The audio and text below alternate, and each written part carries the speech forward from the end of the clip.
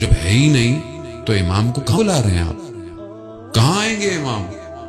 کس کے پاس آئے ہیں امام؟ یہاں پہ آئیں گے امام کہ جہاں ہم اتنے سال ہو گئے، 2013 میں بھی ہم نے دھرنے دے کر اپنے مطالبات منوائے، اور 8 سال کے بعد بھی ہم وہی کر رہے ہیں.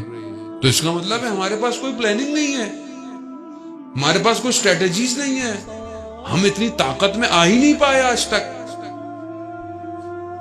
اب دوسری طاقتوں کو دیکھیں کہ جن کے پاس امامت اور ولایت کا نظام ہے. وہ ایک شخص جس کے چہرے کو، جس کی ایک آنکھ سے دشمن ڈرتا، 40 سال امام کی حکومت کے لیے 4 ملکوں پہ حکومت قائم کرتا رہا. گاؤں میں رہنے والا کسان کا بیٹا تھا، کسی یونیورسٹی سے نہیں پڑھا، لیکن امام کی خاطر، امام کی حکومت کے لیے اپنے آپ کو اس مقام پہ لے کر آیا. دشمن اس سے خوف کھاتا تھا، خود اس کو آ کر اس کو حملہ قرار دیا کہ اس کو مارو. ایک شخص کیا کر سکتا تھا؟ جانتے تھے کہ یہ جو اتنے بلین ڈالر کی ہم نے محنت کی تھی، اس ایک شخص نے برباد کر دی ہے. وہ اپنے آپ کو انسان اس قابل لے کر آئے، ایسی قیمت بنائے اپنے آپ کی کہ خدا نے پھر انتخاب کیا. خدا نے اس خون کو خریدا اور اسے اس مقام تک پہنچایا کہ انسانیت کی تاریخ میں ایسا جنازہ نہیں اٹھایا گیا کسی کا. اور اس نے اپنے وجود کے ٹکڑے کرا دیے، نہ سر کا پتہ، نہ بدن کا پتہ، صرف ٹکڑے تھے اور ایک ہاتھ تھا بس.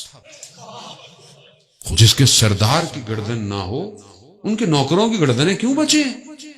یہ ہے کربلا. کربلا یہی ہے کہ دعوت دیتی ہے کہ یہ عشق کی وادی ہے، آنا چاہتے ہو امام تک، بسم اللہ آؤ، لیکن شرط ایک ہے، گردن کٹوا کے آنا پڑے گا. تیار ہو؟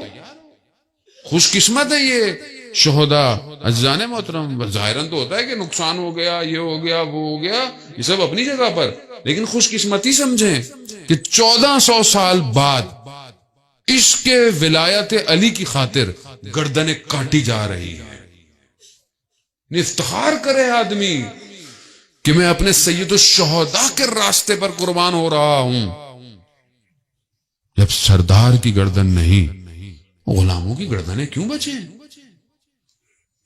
ہم خود کہتے ہیں یا لیتنی کنت معکم فافوز فوزا عظیما، کاش ہم کربلا میں ہوتے، کامیاب ہو جاتے.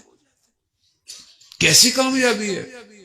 وقت کا امام منتظر ہے، ہمیں دیکھ رہا ہے یہ کیا کر رہے ہیں، یہ کس طرف بڑھ رہے ہیں، ان کے پاس کیا اسٹریٹجیز ہیں، ان کے پاس کیا پلاننگ ہے، یہ اسلام کی خاطر کیا کر رہے ہیں، یہ اللہ کے دین کی خاطر کتنا کام کر رہے ہیں.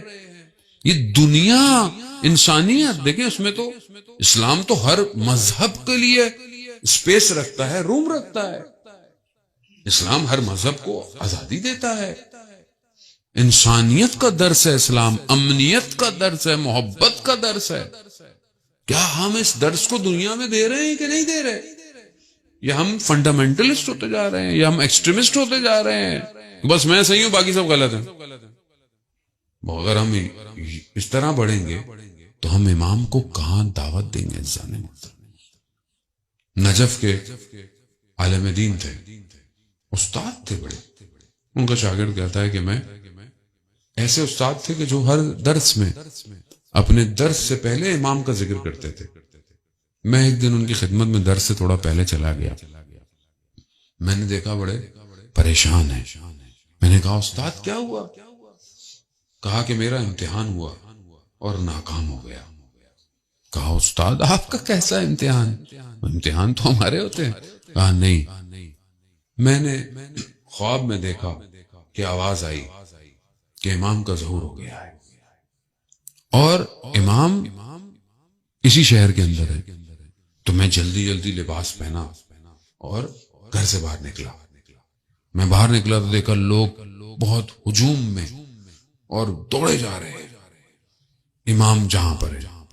میں نے دیکھا کہ جب میں باہر نکلا تو کوئی میرے ابا کے اوپر سے کوئی مجھے دھکا دیتا ہوا جا رہا ہے. میں نے کہا کہ میں اتنا بڑا استاد ہوں, کوئی میرا احترام نہیں کر رہا. خیر کہا میں بھی بڑی مشکل سے امام تک پہنچ گیا. میں نے امام کو خدمت میں کہا مولا آپ کو آنے کی کیا ضرورت تھی, ہم تھے نا خود. کہا میری آنکھ کھل گئی. وجہ کہ میں اپنی میں گرفتار ہوں. میں کہاں امام کو آنے دوں گا؟ میں ایک طالب علم ہوتے ہوئے, میں ایک عالم دین, اگر لوگ کہتے ہیں بلکہ میں خود نہیں ہوں عالم دین, طالب علم چھوٹا سا. ایک مجلس پڑھنے والا بولے کہ امام نے کیا کرنا آگے, میں ہوں نا, میں مجلس پڑھ رہا ہوں, مولا آپ کو کیا ضرورت ہے نہیں. عزیزان محترم, سخت ہے, آسان نہیں ہے امام تک پہنچنا. امام تک پہنچنا اگر آسان ہوتا تو بی بی مدینہ کے دروازے نہ کھٹکھٹاتی.